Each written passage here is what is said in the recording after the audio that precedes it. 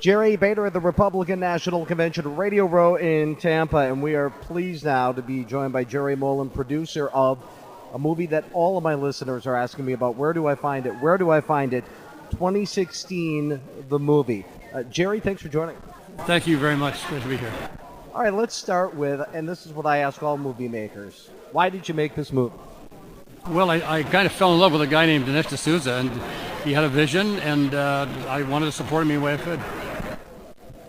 And a number of my listeners have already seen this movie, and what they tell me is what this movie has done is basically travel all corners of the earth to tell the story of the man nobody knows. And I think, the cell line that is used in the movie is something to the effect, love or hate him, you don't know him.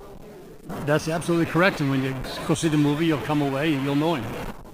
Without giving anything away, but with giving people to go see the movie, what without pouring a glass of wine, give us a whiff of the cork. What can they expect?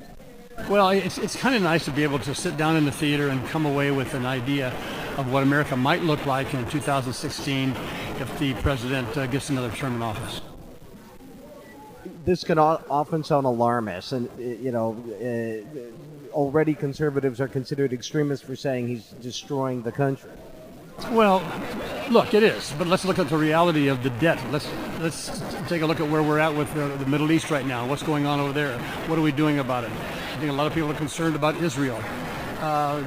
There's just a lot of concerns right now. The nuclear armaments, and the fact that he mentioned to President Medvedev that he'd have more flexibility after another term. What does that mean?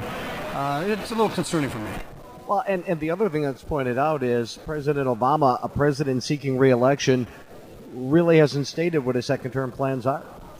That's absolutely correct. I mean, it's a lot of rhetoric, and I really don't think that we want to be put in a position to where we find out.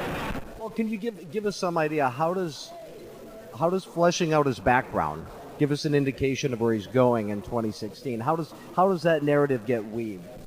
Well, there's so many things that we really don't know about him. I mean, there's been a lockbox basically placed on much of his life, and from my own personal standpoint, I don't understand that. Any man or woman who's going to be the leader of this country of ours, we should know everything there is to know about him. And to have something locked up, what are they afraid of? Why don't they want us to see it? I read the conservative blogs, and I know a lot of people were surprised at the numbers for the early opening for the movie. Well, listen, we're surprised too. We're very grateful for it. But 5 weeks ago to be in Houston, Texas, open in one theater. This past week we're in 1,091, and this week we'll probably end up being in 1,700. Not bad. And if folks want to find one of those, it's 2016themovie.com? That's correct. They'll find it all right there. All right, Jerry, thanks for joining us. Thank you for having me.